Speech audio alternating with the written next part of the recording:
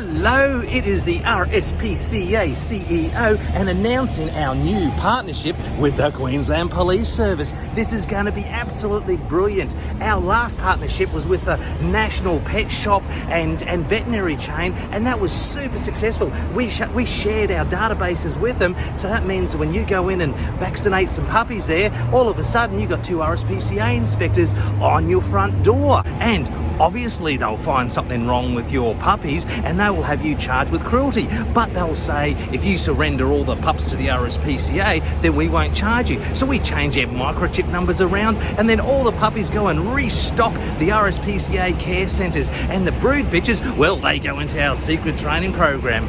But it didn't all start here. A lot of the management of the RSPCA all started off in the force, and this is where we learned how to do everything we're doing at the RSPCA with puppies. But back in the day, it was with drugs. You go and bust someone with 50 kilos of coke, you only charge them for 5 kilos. Until that bastard Fitzgerald came along and stuffed it up for everybody. Back in the day, all the coppers that got busted for corruption all had cushy jobs waiting for them at the RSPCA. And they started off as inspectors, but now they're all management of the RSPCA, which means this partnership is going to be a beautiful relationship. The Queensland Police Service is our new partners in crime. We've got the best money can buy, and today I'm here at police headquarters to pick up my welcome pack and also my first job as partners with the police. This is going to be awesome. You meet so many people in the corridors of our police headquarters. Jack, Herbert, how you going? Oh, thanks for the bag, man. Terry, Lewis. Man, I heard he bought the farm. Anyway, I've got to go off to the Tower of Power. Waiting for my big meeting with all the big kahunas. I've got my paper bag and I've followed the instructions completely. They say a wheel turns a full circle. It starts off here, goes to the police, goes to the RSPCA and comes back here. That way, everybody gets a drink. While I'm waiting, I was just wondering, what would Joby Jolky Peterson do in this situation? I mean, in the good old days, back in the 80s, what would he do? I mean, he had to get out because he was under more pressure in the end than Russ Hinz's belt buckle. Yeah, sure. Ready, 1 for the money, 2 for the money, 3 for the get ready for the money, and go cats go. Sure, no problem. A police dog. Yes, a police dog? A police dog, because you can roll him over and scratch his belly and he'll scratch you, you scratch his back and I'll scratch my back. Have you ever taken a break? Oh, well, you know that's wrong. You know, I've never done that. That you are wrong. Of course I can see, yes. We know we got the Queensland Police onto you. Wrong. Of course, I look back and think, Queensland. Monday one day, Tuesday the next. It's not a very pleasant place at all. It's an unpleasant place. I tricked the media people in the last campaign. Yeah, well, what would you know about it? But as I say, these people, I will be judging these. No, I'm not saying that. There you go again. They're thick and fast across the border like a mob of flock of homing pigeons. It's a place. It's a horrible place. How would you like to be? Centre that I opened with our own money. I am not saying that. You are putting my words into your mouth. As you know, they have let all kinds of people in there now. Make no mistake about that. It's not a nice place at all. Which is less pretty than this place. You know the place I am talking about. Of course you do. Now, I don't think at all.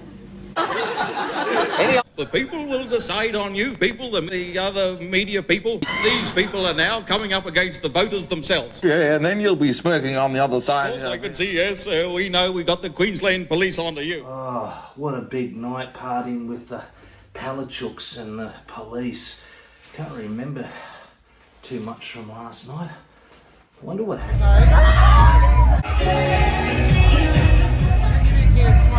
That's what happened. Whoa, okay, I'm back.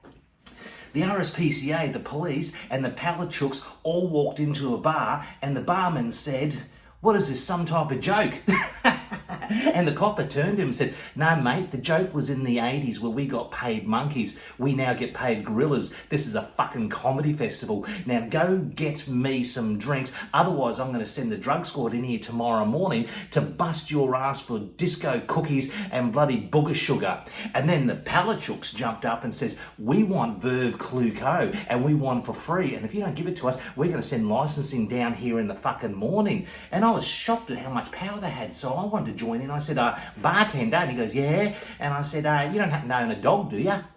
I reckon Sir Joe would have said, you go straight up to the Tower of Power and you feed the Palachooks, because otherwise I'll stop laying the eggs and then you'll be on bread and drippings. Now, this is working really well because we're getting more funding, we're going to have more power, and your rights are going to be taken away from you a lot more. But it's all about animal welfare, isn't it? But get this, what happens if the police want to raid your ass and can't get a search warrant? All they've got to do is accompany the RSPCA. I'll show you how it works.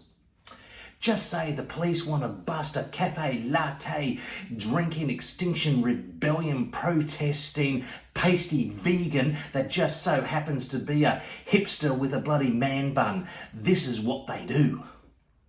Now, an anonymous complaint has been logged with RSPCA headquarters about the hipster saying he's in an outlaw bikie gang, he deals drugs, and he's got a sophisticated dogfighting racket with bait dogs. And just because he lives on the, fifth floor of a Kangaroo Point building in a 2-bedroom apartment, well, that's the beauty of anonymous complaints, isn't it? And just because, it came from here, I'm allowed to make complaints, can't I? And it's an analog phone, so it can't be traced. So I'll either use that on my old iPod. Hello, Sarge. Yep, the raid on that hipster, yep, it's in the system. So we'll send 2 of our ex-police RSPCA inspectors with your people down, and you can come for the raid without a search warrant. Accompany the RSPCA on this alleged cruelty case. That's wonderful. And then your officers can do their bit of a fishing expedition. Yes, 11 o'clock tomorrow. I'll see you then. And that's how business is done. This means that the RSPCA and the coppers will rock up at this hipster's place searching for, boxes in the bedroom drawer and pit dogs in the bathtub and any other things that we can find. And the other 2 coppers are there on a fishing expedition. And if they find a hydroponic setup or a legal chop, they can arrest this bloody hipster's bloody ass. And here they are doing a raid without a search warrant. And they're going to send him to a very, very dark place. A place where this hipster is only going to be served international roast. And he's going to be sitting there going, what the fuck happened? I don't even own a dog. More power to the RSPCA. But anyway, I've got to get ready because we got the Million Paws or $1 Million Walk on next week. And we must tell everybody how broke we are, and they can donate blankets and food and everything to us. Plus, while they're at it, leave us your estate. I love the RSPCA. God, we're a money-making machine. Until next time, see you then.